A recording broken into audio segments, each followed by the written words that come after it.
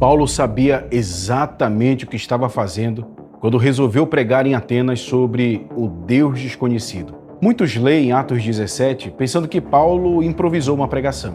Afinal de contas, como anunciar a existência de um único Deus verdadeiro em um lugar repleto de templos, altares e deuses vindos de todos os cantos do mundo? Atenas respirava religião. Havia tantos deuses naquele lugar que faltava adoradores. Parecia o pior lugar para um evangelista cristão. Mas Paulo conhecia uma história que poucos conheciam.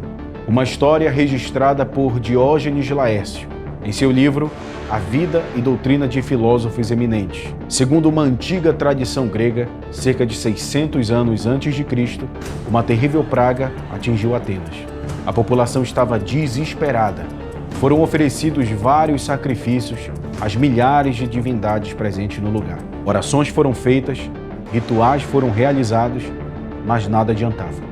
Foi então que o Conselho da Colina de Marte enviou um jovem emissário à ilha de Creta para buscar um homem chamado Epimênides, filósofo, poeta e um sábio respeitado em todo o mundo grego. Quando chegou a Atenas, Epimênides fez algo inesperado. Mandou trazer um rebanho de ovelhas famintas e ordenou que elas fossem soltas sobre o pasto da colina. A instrução era muito simples. A ovelha que se recusasse a comer e se deitasse sobre o pasto seria escolhida para o sacrifício. A proposta parecia ser absurda. Afinal de contas, que animal faminto ignoraria diante dos seus próprios olhos aquele pasto? Mas então algo inesperado aconteceu. Algumas ovelhas, diante de toda a cidade, resolveram simplesmente se deitar sobre o pasto. Não comeram, não se moveram. Era um sinal. Epimênides, então, elevou uma oração. Ó Deus desconhecido, se tens misericórdia desta cidade, recebe este sacrifício e afasta de nós esta praga. As ovelhas foram sacrificadas e nos lugares onde elas haviam se deitado, erigiram altares com a seguinte inscrição: Agnostos Theos, ao Deus desconhecido. Dias depois, milagrosamente, a praga cessou e a cidade foi salva.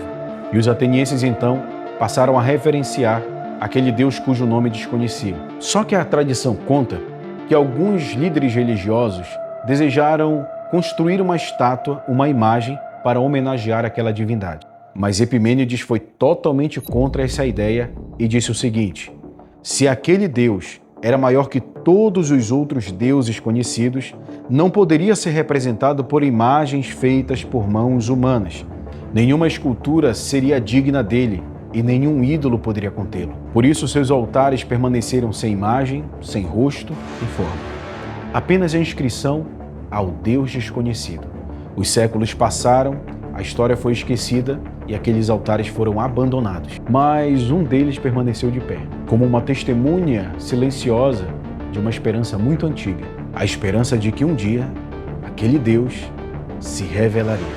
Então, 600 anos depois, um judeu pregador chega em Atenas, ao caminhar pela cidade, encontra aquele altar, lê a sua inscrição e declara na frente de todos os filósofos do Areópago: porque andando pela cidade e observando os objetos de culto que vocês têm, encontrei também um altar no qual aparece a seguinte inscrição: ao Deus desconhecido, pois esse que vocês adoram sem conhecer é precisamente aquele que eu lhes anuncio. Atos 17, 23. Naquele momento, Paulo revela aquilo que Atenas havia esperado por séculos. O Deus desconhecido tinha nome.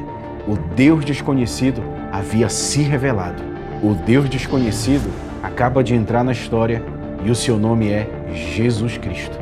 Por isso, Paulo não estava improvisando.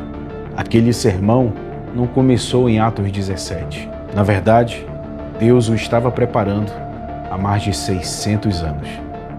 Esse conteúdo foi tirado do livro O Fator Melquisedeque. Inclusive, eu te recomendo a leitura.